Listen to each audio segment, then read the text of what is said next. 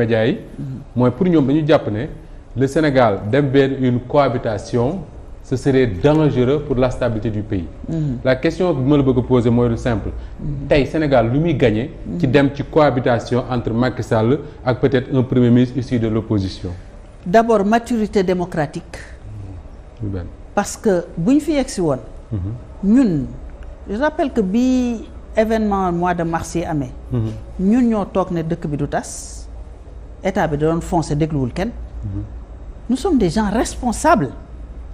ñun dañu bëgg Sénégal kenn comme ñoom ni ñu bëggee Sénégal ñun noonu lañ leen ko gën a bëggee parce que ñoom Sénégal bu démb la ñuy xëcc ñun Sénégal bu ñuy defar suba la ñuy wut.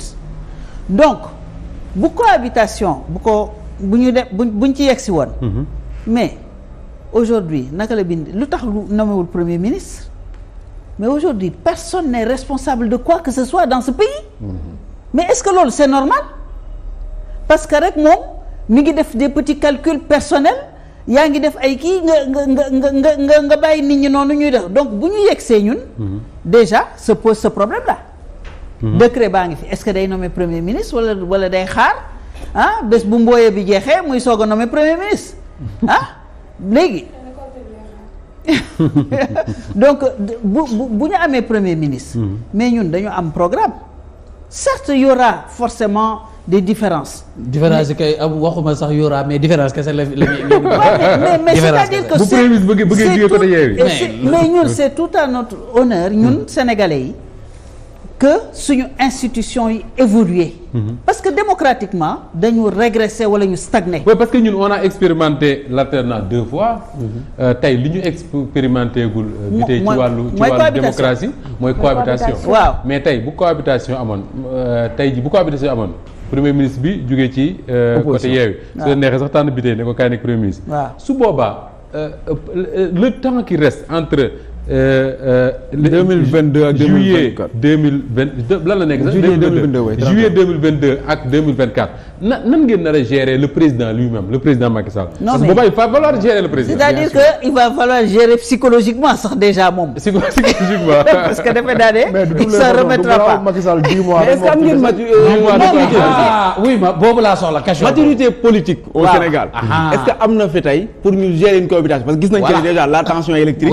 gëm naa ne tey taseeg Macky Sall sax xëy na nuyonteeg moom dina jafe xëy na Coupe d'Afrique bi lañ ko gis mooy ñu taxaw ci benn salle reetaan mais gis nañ la fa mujjee mooy xëy na am na ci ñoo xam ne dem nañ transhumé ji après mais à part ça tey am na ci ay opposants yoo xam ne gëm na buñ tasoon ak président xëy na leneen lay doon donc est-ce que maturité bi nga xam ne des fois waa opposition dañuy dem France palais waxtaan ci su ko réew mi jaree est-ce que au Sénégal am nañ maturité boobu tey ba nga xam ne bu cohabitation amoon ñun sénégalais yi koy voté muy Moustapha Issa Mame Birame Wathie keneen ak keneen di mën ko voter pour cohabitation am duñ ci am problème.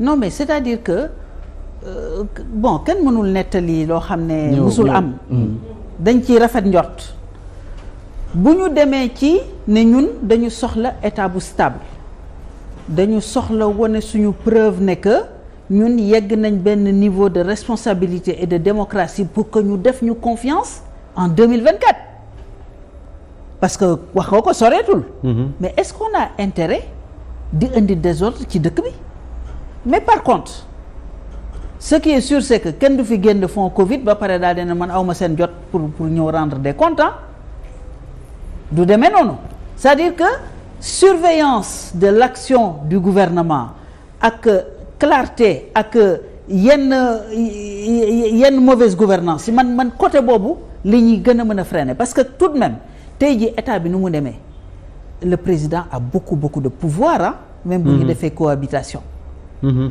président a énormément de pouvoir absolument ban marge de manœuvre la ñuy am assemblée foofu la nekk assemblée et donc il va falloir que déjà ñu wane ne que ñun ay député yoo xam ne dañ fi nekk pour askan bi la pour liggéey lañ bu président est-ce que bu ñu indilee acte 3 de la équivalent acte 3 de la décentralisation en procédure d'urgence est-ce que loolu c'est acceptable non par contre bu ñu indee benn loi boo xam ne on sait très bien que lii fii la jëm ñu def ko commission technique étudier ko càmbar ko ñu xam ne que day indi mais bien sûr que dañ koy voter pour quelle raison duñ ko voter mais li xëy dafa neexul parce que opposition bu fi voter loi fii ba mu commencé ba léegi loi boo xam ne pouvoir bi ñoo ko proposé est-ce que am na rejet rek ngay gis daanaka. non mais parce que gis nga Sénégal les des choses extrêmement importantes dañ koy traiter comme du papier à jeter.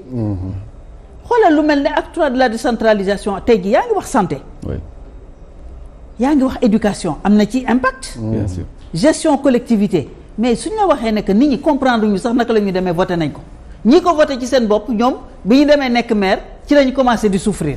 mais on ne peut plus fonctionner moi je dis surtout Assemblée nationale la ñuy rehausser parce que bu dee le côté exécutif président aura encore beaucoup de pouvoir ça il faut pas l'oublier. xam nga li ngay wax nii su fekkee ne noonu la fas yéene demee. kenn du ragal. mais nañu xoolaat. ñu tegaat mbir mi fa mu dem. boo xoolee jikkoy waa opposition bi. foofu laa jëm. dana jafe lool xam nga Sénégal. ñëpp xam nañu ne gars yi naan démocratie bi opposition ak pouvoir ñu ngi dawal démocratie mais